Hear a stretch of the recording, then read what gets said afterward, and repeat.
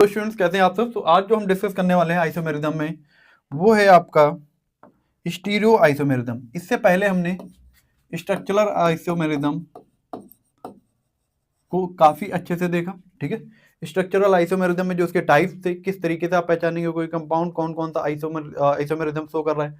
आज जो हम बात करेंगे वो इस आइसोमेरिज्म में स्टीरियो यानी एक खास तरीके की आइसोमेरिज्म की हम बात करेंगे। स्टीरियो आइसोमेरिज्म है ना। और स्टीरियो आइसोमेरिज्म में भी हम देखेंगे कि ज्योमेट्रिकल आइसोमर्स क्या होते हैं, ज्योमेट्रिकल आइसोमेरिज्म क्या होता है, क्योंकि उसको हम दो पार्ट में कैटेगराइज करते हैं, ज्योमेट्रिकल एंड ऑप्टिकल। तो आज जो हम बेसिकली बात करने वाले हैं इस वीडियो में वो है आपका ज्योमेट्रिकल आइसोमेरिज्म। तो ये क्लासिफिकेशन मैंने आपको पहले ही बताया था कि किस तरीके से आप आइसोमेरिज्म या आइसोमर्स को अलग अलग तरीके से कैटेगराइज कर सकते हैं, और इसमें हमने पूरा स्ट्रक्चरल आइसोमेरिज्म कवर ऑलरेडी कर लिया है। आज जो बात होगी वो होगी स्टीरियो आइसोमेरिज्म में। फिर स्टीरियो आइसोमेरिज्म में भी हम सिर्फ और सिर्फ ज्योमेट्रिकल आइसोमेरिज्म की बात करने वाले हैं, ऑप्टिकल हम अपनी अगली वीडियो में देखेंगे। सो स्टीरियो की अगर हम बात करते हैं तो स्टीरियो आइसोमेरिज्म का सीधा सा मतलब है जब 3D स्ट्रक्चर में कोई बात हो रही हो, ओके, 3 डायमेंशन में कोई बात हो रही हो तो उसे हम कहते हैं स्टीरियो आइसोमेरिज्म। आगे हम देखेंगे किस तरीके से और चीजें इसमें बदलेंगे। इन दोनों को कुछ इस तरीके से अलग अलग दो पार्ट में कैटेगराइज किया गया है। अगर हम कॉन्फ़िगरेशनल की बात करें तो कॉन्फ़िगरेशनल जो आइसोमेरिज्म है, नीचे आप देख रहे हैं सेपरेबल है, और सेपरेबल इस तरीके से कि कोई एक पर्टिकुलर कंपाउंड अपने दूसरे फॉर्म में कन्वर्ट नहीं होगा, दूसरा फॉर्म उसका अलग कंपाउंड होगा, पहला फॉर्म उसका अलग कंपाउंड होगा। क्यों? क्योंकि यहाँ पर या तो रिंग के अकॉर्डिंग या फिर जो है डबल बॉन्ड के कारण एक रेस्ट्रिक्टेड रोटेशन होगा, ओके। और क्योंकि ये डबल बॉन्ड रोटेशन को रेस्ट्रिक्ट करने वाला है इसलिए ये एक फॉर्म से दूसरे फॉर्म में नहीं बदलेगा। वहीं पर जब हम कॉन्फॉर्मेशनल की बात करते हैं तो वो सिग्मा बॉन्ड के अराउंड बातें होती हैं, ठीक है, सिग्मा बॉन्ड। और जब सिग्मा बॉन्ड का मतलब क्या है कि सिंगल बॉन्ड, सिंगल बॉन्ड के इधर मान लेते हैं ए एंड बी अगर लगे हुए हैं तो ये एक दूसरे के कन्फर्मर्स, अलग अलग कन्फर्मर्स बनाते रहते हैं। इनको हम अपने सेपरेट वीडियो में देखेंगे। फिर जो कॉन्फ़िगरेशन है उनको दो तरीके से यहाँ पर कैटेगराइज किया गया, ऑप्टिकल एंड ज्योमेट्रिकल। तो आज जो बेसिक सा डिस्कशन होने वाला है वो ज्योमेट्रिकल आइसोमेरिज्म के बारे में हम लोग डिस्कस करेंगे। तो देख लेते हैं जरा कैसे आप स्टीरियो आइसोमर्स को डिफाइन करेंगे। Stereo isomerism is the type of isomerism in which compound have the same molecular formula, same structure. अब आप समझिए, अगर हम पीछे स्ट्रक्चरल आइसोमेरिज्म की बात करें वहां पर मॉलिक्यूलर फॉर्मूला सेम रहता था, बट स्ट्रक्चर उसके अलग अलग होते रहते थे, तो हमने कहा था स्ट्रक्चरल आइसोमेरिज्म। अब यहाँ तो फॉर्मूला भी सेम हो रहा है और आपका जो स्ट्रक्चरल फॉर्मूला है वो भी सेम हो रहा है, बट डिफर इन 3D या स्पेशल अरेंजमेंट। बात को समझो कि यहाँ पर जो लाइनें हैं उनका मतलब क्या है। सपोज एक कोई आपके पास कंपाउंड है और वो कुछ like A B C D कुछ इस तरीके से बॉन्ड से जुड़ा हुआ है, तो ये तो मान लेते हैं एक कंपाउंड हो गया, या इसी के अगर फॉर्मूला लिखे तो ए बी सी डी, ये कंपाउंड होगा जिसका फॉर्मूला है A B and C D. लेकिन अगर हम बात करें कि ये आइसोमेरिज्म स्टीरियो आइसोमेरिज्म कैसे शो करेगा, तो यहाँ पर देखो ए इससे जुड़ा हुआ है, सॉरी बी से, बी जुड़ा हुआ है आपका सी से, सी जुड़ा हुआ है डी से। तो यहाँ पर देखो दो तरीके के आइसोमर्स ये शो कर सकता है, एक डी इधर हो और ये ए इधर हो। एक जो आइसोमेरिज्म है वो ऐसी हो सकती है कि डी भी इधर हो, ए भी इधर हो। तो यहाँ पर अगर आप ध्यान से देखेंगे इस ए और इस डी के जो एंगल्स हैं वो बहुत ज़्यादा अलग हैं, ये एक दूसरे से बहुत ज़्यादा दूरी भी रखते हैं, वहीं पर ये एक दूसरे के बहुत पास हैं। और 3D में अगर आप देखेंगे तो कुछ ना कुछ डिफरेंसेस हैं, बट वहीं पर अगर हम फॉर्मूले की बात करें तो फॉर्मूला लगभग एक जैसा है, लगभग क्या एक जैसा ही है ना। नेक्स्ट हम देख लेते हैं ज्योमेट्रिकल आइसोमेरिज्म। हालांकि इसी फॉर्मूले से हम आगे भी चीजें करने वाले हैं। ज्योमेट्रिकल आइसोमेरिज्म में एक ही पॉइंट आपको बस याद रखना है और वो है रेस्ट्रिक्टेड रोटेशन। ओके, क्या याद रखना है? Restricted rotation. कैसे रेस्ट्रिक्टेड रोटेशन, तो मैं आगे आपसे अभी डिस्कस करूंगा किस तरीके से हम इन्हें क्लासिफाई कर सकते हैं, like cis trans E Z syn anti. फिर जो इसके की पॉइंट्स हैं, syn and alkenes and cyclic compound. Alkenes यानी डबल या फिर ट्रिपल बॉन्ड की बात हो रही है, जनरली हम डबल बॉन्ड की बात करेंगे, सॉरी एल्कीन्स का मतलब यहाँ पर डबल बॉन्ड। और वहीं पर साइक्लिक कंपाउंड्स की बात करें तो साइक्लिक कोई भी साइकिल है ना, उनकी वजह से भी रोटेशन जो है आपका रेस्ट्रिक्ट हो सकता है। क्या मतलब है रेस्ट्रिक्ट रोटेशन का, तो यहां से हम समझते हैं जरा। Suppose carbon, double bond carbon, यहां मान लेते हैं Cl है, इधर Cl है, यहाँ H है और इधर भी H है, ठीक है। अब ये समझो जरा, अब आप सबको पता है सिस ट्रांस आप सबने पढ़ा हुआ है, बहुत अच्छे से पढ़ा है, तो आप आसानी से इसका आंसर कर सकते हैं, इधर भी Cl, इधर भी Cl, इधर H और इधर भी H। तो आप कह देंगे सर यहाँ पर ये जो है ये आपका सिस होगा और ये जो है ये ट्रांस होगा। ऑब्वियसली ये बात सही है ना, ये ट्रांस है और ये सिस है। अब अगर मैं एक बात और कहूं, like C Cl H Cl H, एक और कंपाउंड यहां बनाता हूं मैं, Cl इधर H इधर H। अब अगर मैं आपसे पूछूं इनमें से कौन सिस और ट्रांस है, इनमें से कौन सिस और ट्रांस है, तो ऑब्वियसली आप देख रहे हैं कि आपने कह दिया सिस ये है ट्रांस है, बट ये आपका गलत हो जाएगा, ठीक है। ये सिस एंड ट्रांस आइसोमेरिज्म शो करेगा ही नहीं। क्यों नहीं करेगा? क्योंकि यहाँ पर आप देखेंगे ये जो दोनों कार्बन है ये एक सिग्मा बॉन्ड के थ्रू जुड़े हुए हैं, वहीं पर अगर हम इन दोनों की बात करेंगे तो ये दोनों एक पाई बॉन्ड के थ्रू जुड़े हुए हैं। जैसा कि आपसे बताया गया, seen in alkenes and cyclic compound, why seen in alkene and cyclic compound? just because alkene जो है वो रोटेशन को रेस्ट्रिक्ट करता है। कौन से रोटेशन को? समझो, अगर यहां पर हम बात करें तो ये जो कार्बन है और ये जो कार्बन है सिग्मा बॉन्ड के थ्रू जुड़ा हुआ है, तो आप ऐसे समझो कुछ इस तरीके से, ये अगर मैं इसको एक कार्बन मानूं अपने साथ को और इसको दूसरा कार्बन मानूं और रोटेट करूं, आसानी से रोटेट होगा, ठीक है, आसानी से रोटेट होगा।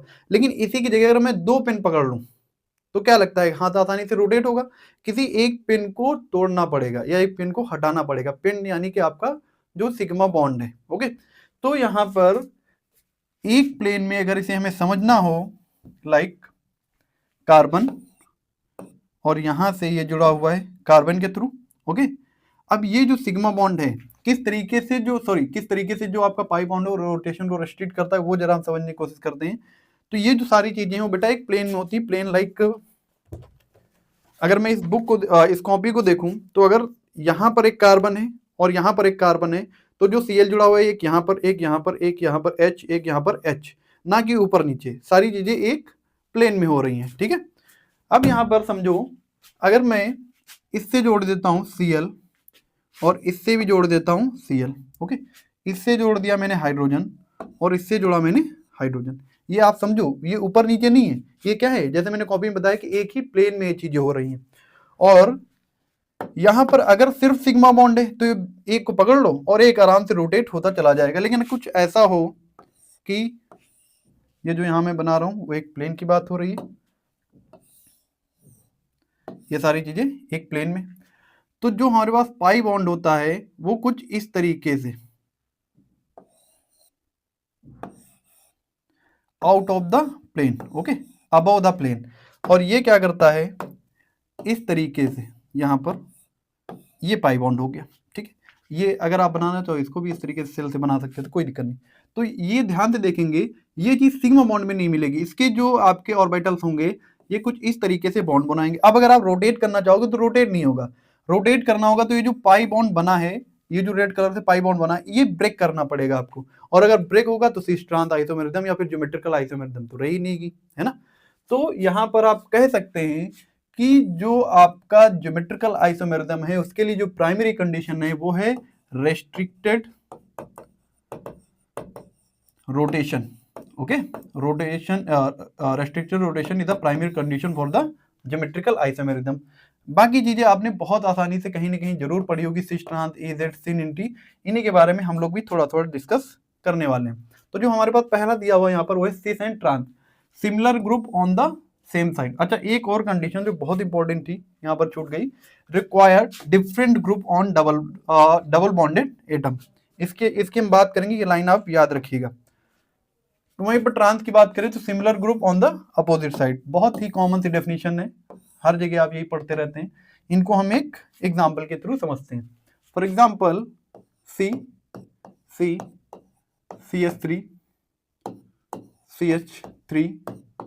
H H। अब क्या है, ब्यूटूइन है, क्या नाम है इस कंपाउंड का, ब्यूटूइन। लेकिन ब्यूट में भी ये सिस ब्यूटूइन है या फिर ट्रांस ब्यूटूइन है, तो आपको यहाँ पर लाइन लिखी रखी है सिस। अगर सेम ग्रुप सेम साइड पे होंगे तो सेम कहेंगे सिस, तो ये सिस ब्यूटूइन है। और वहीं पर कुछ ऐसा होगा लाइक CH3H CH3H, तो ये हमारे पास ट्रांस ब्यूटूइन होगा। अब समझते हैं जो वहां पर एक लास्ट लाइन दी हुई थी। फॉर एग्जाम्पल कुछ आपको इस तरीके की चीजें शो की जाए, CH3 और ये मान लेते हैं यहाँ पर हाइड्रोजन कर लेते हैं, और आपसे पूछा जाए बताइए ये ज्योमेट्रिकल आइसोमेरिज्म शो करेगा या फिर नहीं करेगा। तो यहाँ पर आपसे पहले ही कंडीशन बताई गई कि जो डबल बॉन्ड वाले एटम हैं उनके साइड में जो ग्रुप लगे हुए हैं they are must be different. ये कैसे होने चाहिए, ये अलग होने चाहिए, सेम नहीं होने चाहिए। एक कार्बन पर अगर CH3 है तो यहाँ पर कोई दूसरा ही ग्रुप होना चाहिए, CH3 नहीं चलेगा, है ना। तो इस तरीके के कंपाउंड ज्योमेट्रिकल आइसोमेरिज्म शो नहीं करते हैं, यानी ना ये सी से ना ही ट्रांस है, कह सकते हैं कि ज्योमेट्रिकल आइसोमेरिज्म ही ये शो नहीं करेगा। तो आपको ध्यान देना है कि जो आपके कंपाउंड्स हों उनमें जो आपके ग्रुप लगे हों they are must be different. Okay, एक और एग्जांपल के थ्रू समझते हैं। COOH H और H। ओके, वहीं पर अगर मैं दूसरा एक कंपाउंड बनाऊं इसी का आइसोमर COOH H और H। अब आपको पता है कि ये क्या है, क्योंकि जो आपके बल्कि ग्रुप्स हैं, जो आपके सेम ग्रुप हैं वो कहाँ पर हैं, अपोजिट साइड में, तो ये हमारे लिए हो जाएगा ट्रांस और ये हमारे लिए हो जाएगा सिस। अगर इन कंपाउंड के नाम की बात करें कि इनका नाम क्या होता है, इसे हम बोलते हैं सिस, ये हमारे लिए मैलिक एसिड। ओके, और ये हमारे लिए हो जाता है फ्यूमेरिक एसिड। तो आप देख रहे हैं जैसे ही हमने सिर्फ ग्रुप की पोजीशन को बदला इंटायर कंपाउंड ही चेंज हो गया। इस तरीके के आइसोमेरिज्म को कहते हैं सिस ट्रांस आइसोमेरिज्म। लेकिन अगर क्या हो कि कुछ compounds like C double bond C, okay, और इनसे जो लगे हुए ग्रुप्स हैं, फॉर एग्जांपल यहाँ पर H, इधर OH, इधर CH3 और इधर कुछ H, इस तरीके के अगर आइसोमेरिज्म शो करे। अभी तो आप इसे सिस ट्रांस से थोड़ा सा डिफाइन कर सकते हैं, क्यों, क्योंकि देखो यहाँ पर ये हाइड्रोजन सेम साइड पे सिस कह दिया। लेकिन एक कंडीशन अगर ऐसी अराइज हो जाए कि हाइड्रोजन ही ना हो, यहाँ मान लेते हैं Cl लग जाए, अब आपके लिए थोड़ी सी प्रॉब्लम हो जाएगी, क्योंकि जो चारों ग्रुप लगे हुए हैं वो डिफरेंट है। अब आप इसे सिस कहेंगे या ट्रांस, तो इसे समझने के लिए एक नया नॉमेनक्लेचर दिया गया, ENZ नॉमेनक्लेचर, इंटाजेजन जूसामिन बोलते हैं। E यानी इंटाजेजन, J यानी जूसामिन।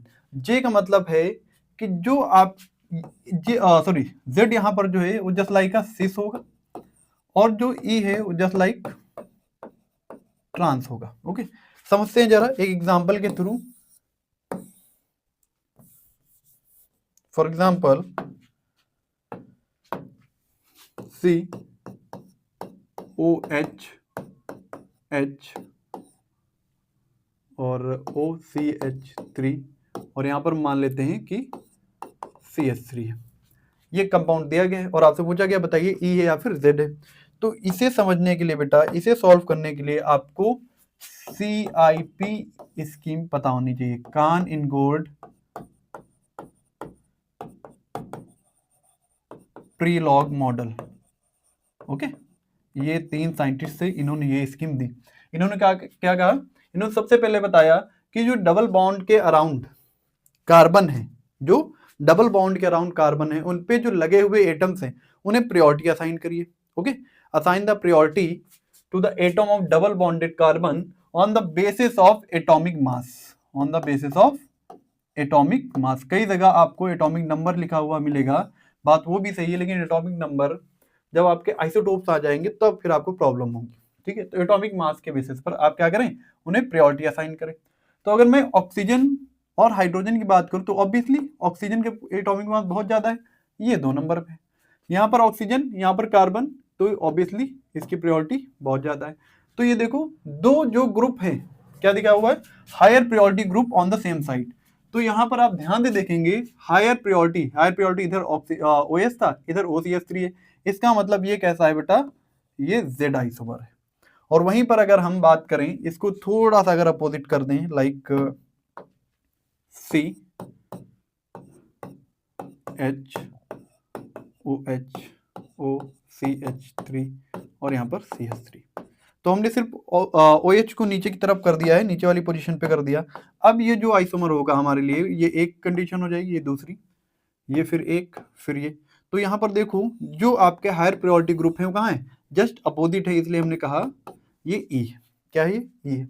यहाँ तक तो ठीक था, कोई दिक्कत नहीं है। प्रॉब्लम तब आती है जब आपके सामने क्वेश्चंस कुछ इस तरीके के आ जाते हैं। फॉर एग्जाम्पल COCH3 OH, फिर हम बात करें लाइक CH3 C2H5 या C2H5 को अगर सही से लिखना हो CH2 CH3। अब आप कैसे प्रायोरिटी असाइन करेंगे, इधर भी ऑक्सीजन, इधर भी ऑक्सीजन, इधर भी कार्बन, इधर भी कार्बन, प्रॉब्लम हो गई।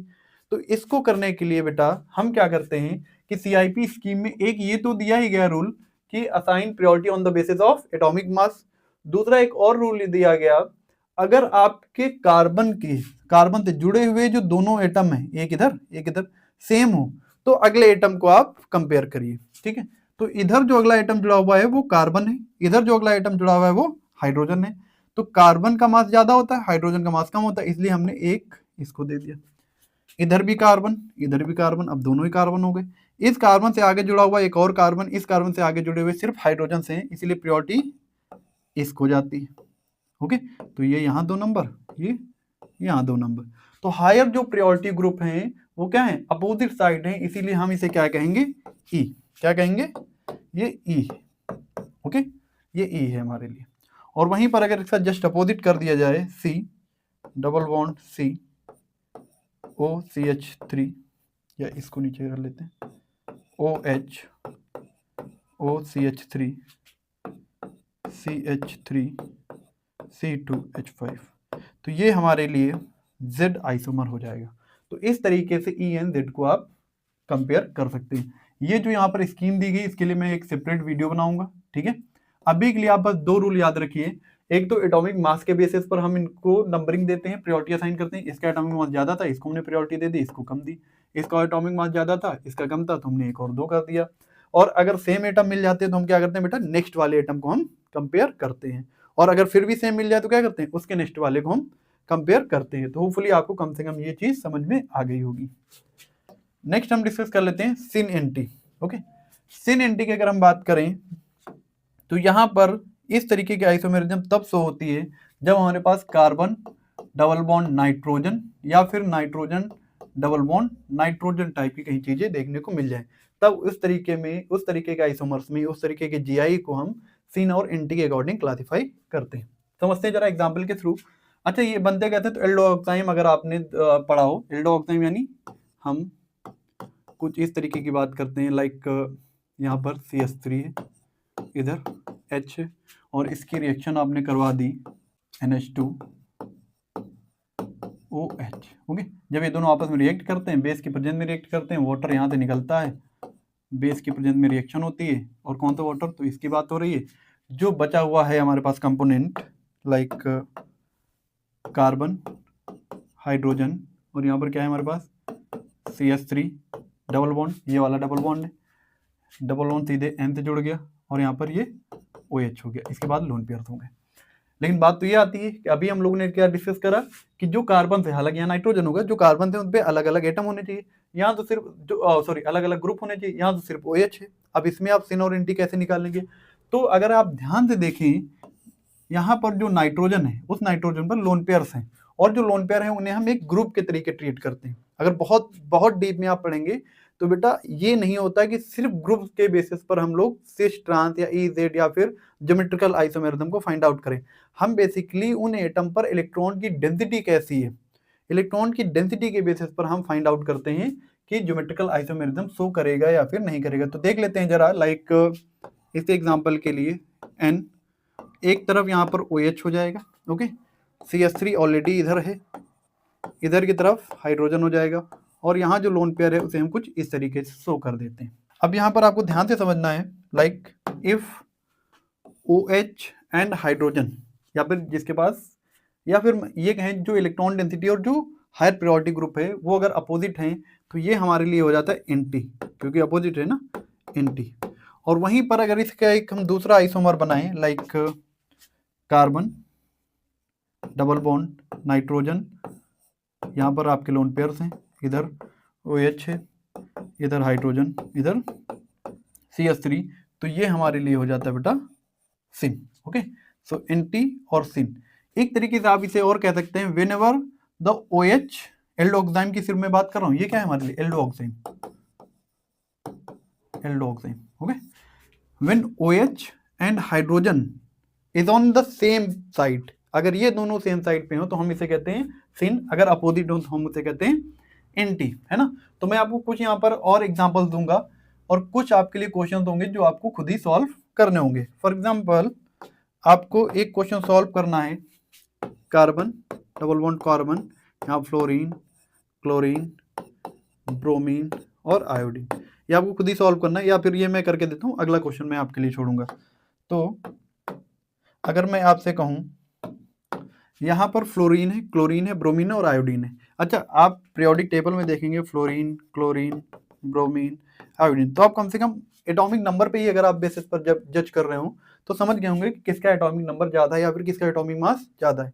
फ्लोरीन का बहुत कम होता है, क्लोरीन का ज़्यादा होता है, तो यहाँ पर 1 नंबर पे आएगा, ये 2 नंबर पे आएगा।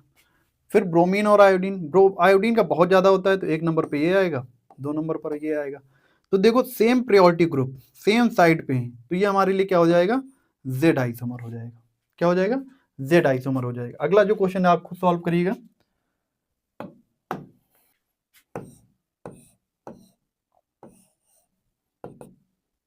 ओके, एक ये हो जाएगा आपके लिए क्वेश्चन, बॉन्ड लाइन नोटेशन है, और दूसरा C डबल बॉन्ड N, और इधर आपका लोन पेयर, इधर मान लेते हैं OH है, ये C6H5 है, और इधर मान लेते हैं CH3। ओके, अब आपको कंफ्यूजन नहीं होनी चाहिए कि यहाँ पर हमने हाइड्रोजन नहीं रखा। हाइड्रोजन नहीं रखा तो आप इलेक्ट्रॉन डेंसिटी से पता करिएगा, या फिर आप लोएस्ट प्रायोरिटी ग्रुप से पता करिए। ओके, तो इन दोनों के आप आंसर खुद से ही निकालेंगे।